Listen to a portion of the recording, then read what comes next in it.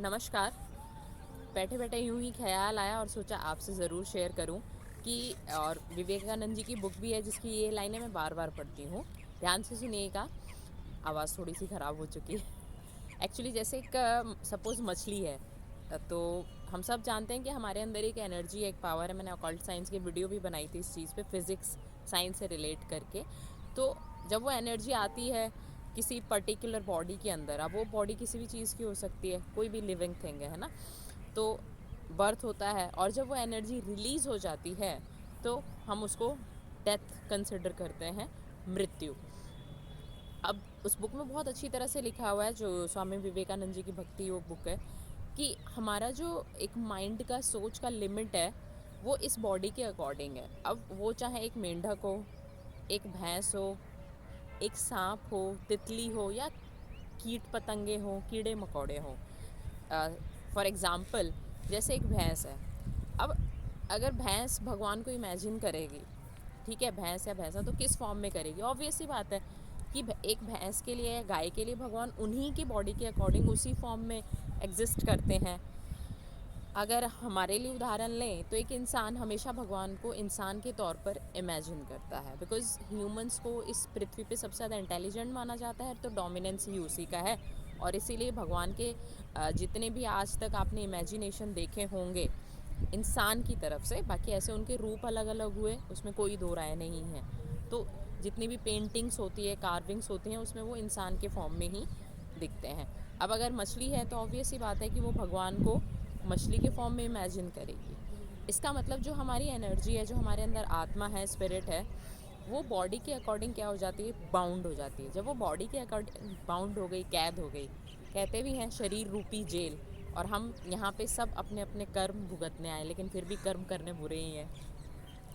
तो अब हमारा जो दिमाग का इमेजिनेशन है ना कहीं वो भी बाउंड हो जाता है। हम शायद इस शरीर के बियॉन्ड जाकर कभी सोच ही नहीं सकते, क्योंकि हमारे दिमाग की जो लिमिट है, हमारे माइंड की जो लिमिट है, वो यहीं पे ख़त्म हो जाती है कि मैं एक इंसान हूँ और मैं इतना ही कर सकता हूँ। खैर, मैं इस उदाहरण से भी आपको समझाना चाहूँगी। काफ़ी दिन से मुझे वायरल खांसी ज़ुकाम सब कुछ चल रहा है, बट भगवान की कृपा से मैंने रेस्ट बिल्कुल नहीं किया, ऑलमोस्ट ना के बराबर। उसका रीज़न भी था, एक बार आप रेस्टिंग फेज़ पे चले जाते हो तो फिर वो रेस्ट का कंटिन्यूएशन फेज़ चलता रहता है, जो मैं नहीं चाहती थी। मुझे लगा नहीं ठीक है तो आखिर वायरस, और खैर मैं इतना बोल रही हूँ तो दिखाई ही नहीं देता, है ना। और वायरस भी कितना भयंकर सा, कितना स्मार्ट सा लिविंग थिंग, जीव बनाया है भगवान ने, कि अगर वो लिविंग थिंग के अंदर जाता है तो लाइव हो जाता है, और अगर वो बाहर रहता है ऐसे एनवायरनमेंट में तो डेड। और शायद यही रीज़न है, खैर होना भी चाहिए, वरना इंसान अपने आप को वैसे भी इंटेलिजेंट समझता है, उसको लगता है ठीक है सब कुछ मैं ही हूँ। तो इसलिए भगवान ने इस तरह के अलग अलग प्रकार के जीव बना दिए हैं, ताकि टाइम टाइम पे उसको याद आता रहे, थोड़ा सा नीचे हो जाए वो अलग बात है, वो होता नहीं है। एनीवेज, मैं जब ये वायरल फीवर और ये सब हो रखा था, अभी थोड़ा सा बेटर है, गला तो अभी वैसा ही है, इट विल टेक टाइम। तो मैं यही सोच रही थी, मैंने कहा इतना सा वायरस जो दिखाई भी नहीं दे रहा है, उस वो हमारी बॉडी में मल्टीप्लाई होकर हमारी बॉडी की क्या हालत कर देता है। और हम मेंटली सोचते भी ऐसा है ना, वायरल हो गया, वायरल तो डेंजरस ही होता है। वायरस तो हड्डियों से लेकर सारी जो बॉडी ऑर्गन है उसको, तो हम अपने आप ही ऑटोमेटिकली साइकोलॉजी ऐसा सेट हो जाती है कि हम रेस्टिंग फेज पे चले जाते हैं। ये कुछ इस तरह से भी है।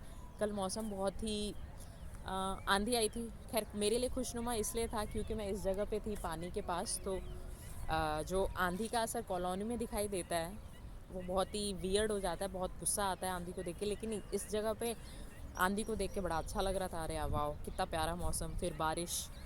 अब जब आंधी और बारिश चल रही थी तो काफ़ी सारे लोगों की साइकोलॉजी कैसी होगी, डर, कि यार मौसम बड़ा ख़राब है, क्योंकि अंधेरा सा भी हो गया था, फॉर्मेशन ऐसी हो गई थी, उसके अकॉर्डिंग ह्यूमन बीइंग ने अपना इमेजिनेशन को बाउंड कर लिया कि जो ये मौसम है वो अच्छा नहीं है, हो सकता है ये बारिश है, इससे मैं बीमार हो जाऊँ। आई टोल्ड यू, क्योंकि हम इस बॉडी के अकॉर्डिंग ही सारी चीज़ों के हमारा थॉट प्रोसेस होता है। अनटिल अनलेस जिस दिन भारत में या किसी भी देश में जब बच्चे का ब्रॉटअप होने लगे, उसको ये इस तरह से सिखा दिया जाए कि यह जो शरीर है सिर्फ एक जेल है, और हमारी जो आत्मा एक तरह से इसमें कैद है, तो ऑब्वियस सी बात है कि उस दिन से शायद सभी का थॉट प्रोसेस चेंज हो जाएगा। और इससे एक चीज़ और बहुत अच्छी होगी कि कहीं ना कहीं ह्यूमैनिटी डेवलप होगी, जो बहुत बुरी तरह से ख़त्म हो चुकी है। क्योंकि अगर ह्यूमैनिटी होती तो एक्सीडेंट्स होते तो लोग उसकी वीडियोस ना बनाते और एक दूसरे को वायरल ना करते लाइक के चक्कर में, क्योंकि इंसान ही भूल जाता है कि उसकी जगह मैं भी खड़ा होऊंगा कभी। So take care of yourself. Hopefully आप मेरा प्रयोजन समझ गए होंगे अपने थॉट प्रोसेस को डेवलप करने का। बहुत बहुत धन्यवाद।